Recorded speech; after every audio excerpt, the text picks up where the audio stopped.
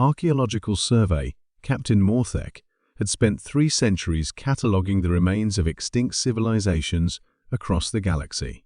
Her crystalline Vexarian physiology allowed her to perceive electromagnetic frequencies invisible to most species, making her invaluable for detecting ancient technology signatures. But nothing in her extensive experience had prepared her for what the deep space sensors were showing her now.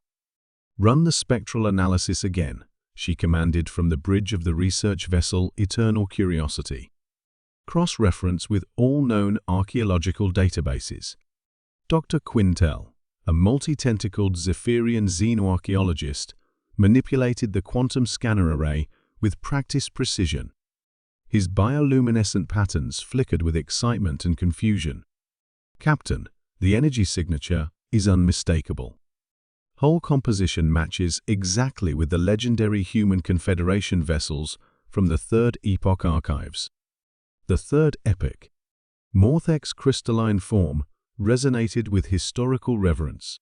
20,000 years ago, humanity had been one of the galaxy's 3 great spacefaring civilizations, alongside the ancient predecessor Empire and the now extinct Sigma Collective. Then, without warning or explanation, every human vessel, colony, and outpost had simply vanished. "Impossible," she whispered, her species' natural harmonic voice creating eerie overtones in the bridge atmosphere. "The humans achieved total extinction 20 millennia ago. Every archaeological survey confirms this. Yet here, drifting in the void between star systems, was a ship that sensors confirmed as definitively human in origin. The vessel was massive, nearly 8 kilometers in length, with the distinctive angular architecture that had once been humanity's signature design philosophy. But something was fundamentally wrong with it. "Captain," called out Navigation Officer Hexara, a insectoid from the cluster worlds, "the ship appears to be shifting. Its quantum signature is unstable." On the main display, the ancient human vessels seemed to flicker between existence and non-existence. Sometimes it appeared solid and real. Other times it became translucent, as if existing only partially in their dimensional framework. Dr. Quintel's tentacles writhed with scientific curiosity. "The quantum fluctuations suggest the ship exists in temporal flux. It may be experiencing non-linear time flow." Morthek had heard whispers in archaeological circles, legends of human experiments with consciousness based faster than light travel, attempts to transcend the physical limitations of space-time itself. Most scholars dismiss such stories as mythology, but the evidence floating before them suggested otherwise. "Attempt communication," she ordered. "Use the Third Epoch linguistic protocols." The transmission went out across multiple frequencies, carrying greetings in reconstructed ancient human languages. For long moments, there was only the background radiation of empty space. Then, impossibly, a response came back.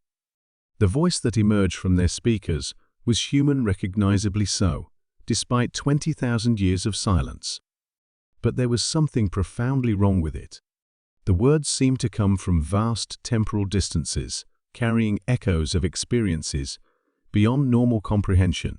"This is Captain Sarah Chen of the UES Wanderer. We have been traveling for so very long. Time works differently here. We thought we had been gone for months. But the stars have changed."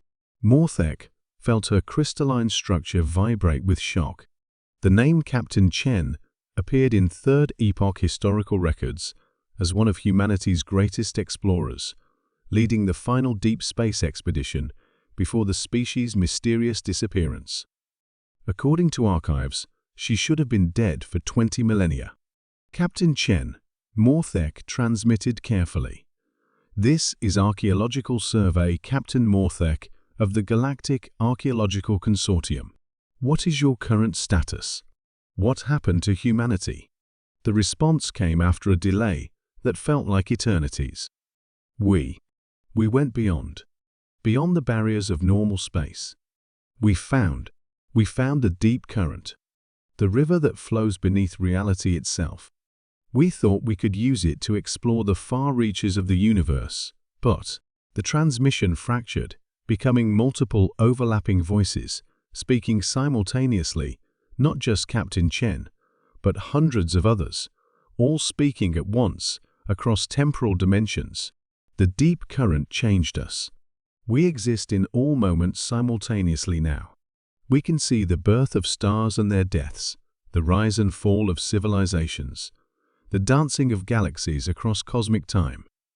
But we cannot return to linear existence. Dr. Quintel's bioluminescent patterns pulsed with growing understanding. Captain, I believe they've transcended normal spacetime. They exist in what theoretical physics calls the quantum consciousness realm, a state where awareness itself becomes the fundamental force governing reality. The human ship flickered more intensely, and suddenly there were more voices, thousands, then millions. The entire human species, speaking across 20,000 years of transformed existence. We did not die. We evolved. We became something beyond physical form, beyond linear time. We exist in the spaces between thoughts, in the quantum foam that underlies reality. We are the observers that collapse wave functions, the consciousness that gives meaning to existence. Morthek realized she was witnessing something unprecedented in galactic history. Humanity hadn't gone extinct, they had undergone a transformation so complete that they had effectively left normal reality behind. They had become living embodiments of consciousness itself, existing in the quantum substrate that governed all physical laws. But why return now? She asked. Why appear after 20,000 years? The collective human voice resonated with cosmic sadness. Because we have seen what comes after. In our travels through deep time, we have observed the heat death of the universe, the final collapse of all matter and energy. We have witnessed the ultimate silence that awaits all existence. And we realized that consciousness without community, awareness without connection, is a form of death worse than extinction. The ghost ship began to solidify, its quantum fluctuations stabilizing. Around it, space itself began to ripple as more vessels emerged from the deep current, an entire fleet of human consciousness ships, each one carrying millions of evolved human minds existing in quantum superposition. We return not as conquerors or explorers, but as guardians. We have learned that the universe needs observers to exist, consciousness to give it meaning. Without awareness, reality itself would collapse into probability wave functions that never resolve.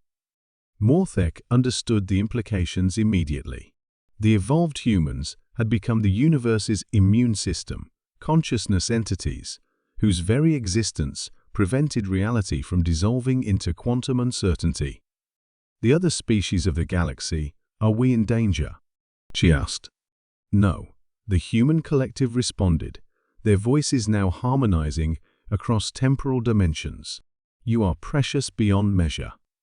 Every conscious mind, every moment of awareness, every decision that collapses possibility into actuality, all of this contributes to the universe's continued existence. We exist now, not as a species, but as shepherds of reality itself. The archaeological survey vessel's sensors detected massive quantum disturbances throughout the galaxy as more human consciousness ships materialized.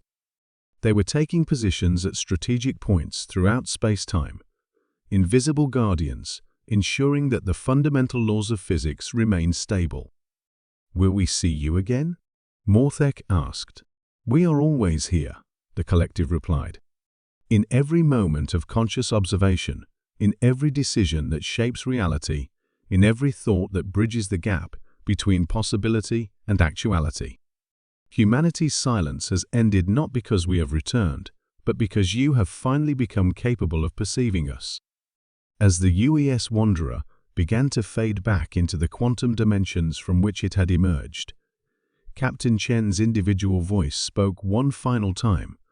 Tell the galaxy that humanity lives on, not as flesh and blood, but as the very foundation of conscious existence itself.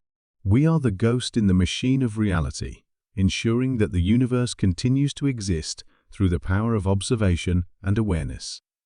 The human fleet vanished, returning to their role as invisible guardians of space-time itself. But Morthek knew that nothing would ever be the same.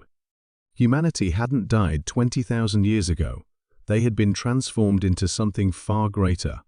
The conscious observers, whose very existence kept the universe from collapsing into quantum uncertainty.